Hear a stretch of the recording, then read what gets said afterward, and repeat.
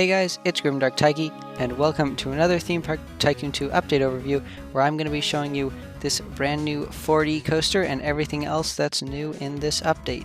So, here we go. So as you could probably see from that right there, the 4D coaster is the newest coaster type added to Theme Park Tycoon 2, and it's got a really cool gimmick where the seats are actually able to rotate independently of the track. And I'll be showing you how you can configure that in just a moment here. So obviously it is a brand new roller coaster all the way at the end of the coasters tab. It is, I think, the most expensive one currently at $4,500 to initially place down the station, which is not very good for my $361,000 tiny park budget right here. But hey, I need to make this video, so I guess you sometimes have to make a few monetary sacrifices for these things. But anyway, if you haven't experimented with this coaster at all yet, I'm just going to show you basically how it works.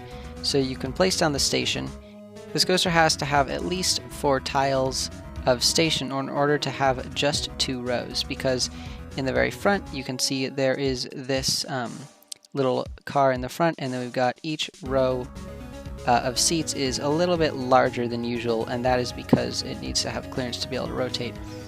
Actually, right now in my room next to me, I have a model of the coaster that this was based off of, and yeah, I'd say that they look pretty darn similar. Aside from the fact that I put the seats on backwards on my model, but we don't have to worry about that. But yeah, this does require quite a few stations in order to fit a decently long train because of the nature of the coaster and how much space it takes up. So just be aware of that when you're building one of these. But if I go into ride track, you might notice that it's starting to go backwards away from the direction the seats are facing, and that's because this coaster type leaves the station in reverse. You can see right here there are 3 arrows that have been added to the coaster builder for this coaster, which is actually really helpful for this. So this middle arrow shows which direction the track is going to be building, and it shows which direction the train will be continuing along the track. The other 2 are showing which way the seats are facing, and that is because if you come down to this little star button right here, additional track options, and you press it, you can rotate the seats. The way the seat rotation works is you can move it down and then build your piece, and then it'll stay rotated for the next piece, and the seats will be just facing at a different angle. Like for example, if I ran this, then you would be facing kind of downwards and forwards here.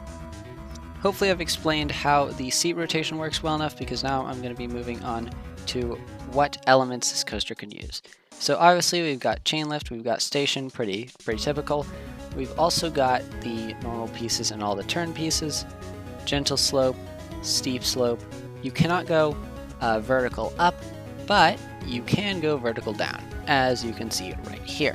And just in case anyone was wondering, I'm not trying to build an actual coaster here. I'm just trying to show what all the parts of this coaster are, because, you know, that's pretty helpful to know. This coaster also does have boosts, which is pretty nice, and it's got brakes, and it can bank up to 180 degrees. Of course, I can't really show you that on this tiny little piece, but it can bake up to 180 degrees. It's also got, obviously, block brakes. Let's turn off the banking. It's got hold brakes, which will do a little gentle slope, which are pretty neat. It's got the typical chicane and flat to steep slope pieces. And then it's also got all of the long straight up pieces and flat to sloped turns. You know, as usual, pretty much the stuff that every coaster has.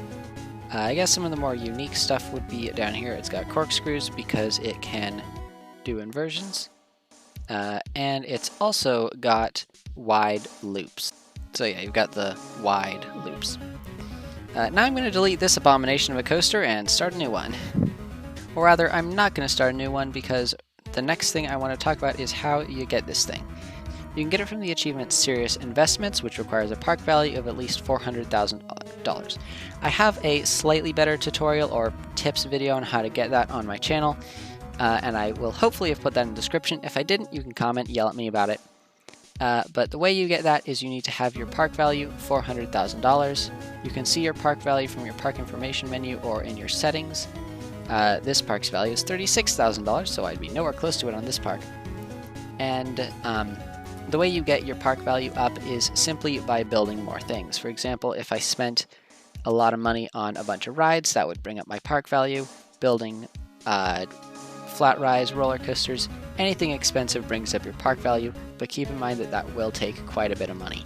And here we are in the changelog just to go over the other few little changes. The painter tool is available for touchscreens if the screen is large enough. Rides have animated seat restraints. Teleporters can be placed off-grid if you have the, Disable Collisions Game Pass. When selecting a jukebox or speaker, you can see where all the ones in your park are. The multi-launch coaster can now use hold brakes, which is interesting. And some guest pathing has been improved, sequencer maximum time limit changed, teleporters keep your velocity more accurately, ride camera smoothing, and something else that I can't see because I scrolled badly, just UI adjustments. So yeah, this update, the main thing that was added was the brand new coaster, but it is a very cool coaster. And yeah, I bet it was really complicated and took a long time to make, so, can't really blame the developers on that one.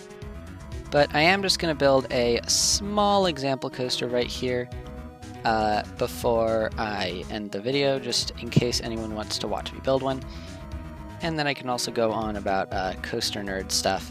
So, if you did enjoy this video, you can consider liking, subscribing, checking out my other videos, or just, hop in a game and start building with this thing.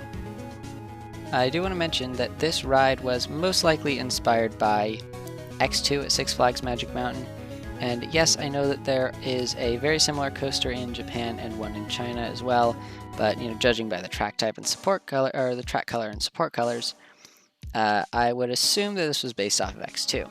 Also, another really cool thing I noticed about this coaster is that the side rails do actually move based on what your seat rotation is. If I change it, you can see the rail here moves just a tiny bit, and that's a really neat touch because these little side rails are what makes the coaster actually do its rotation for the models in real life. The way it works is you've got your main two tracks which control the wheels, and then you've also got another track which is connected to the seats, and then when that track moves, that'll make the seats rotate. So it's pretty cool that that detail was included here. So yeah, these coasters are pretty hard to build. I didn't even end up finishing this one, but yep, if you did stick through this video the whole way, you might enjoy some of my other videos, so check those out maybe, and also consider subscribing. But yep, other than that, thanks for watching. That's all I have to say, and goodbye.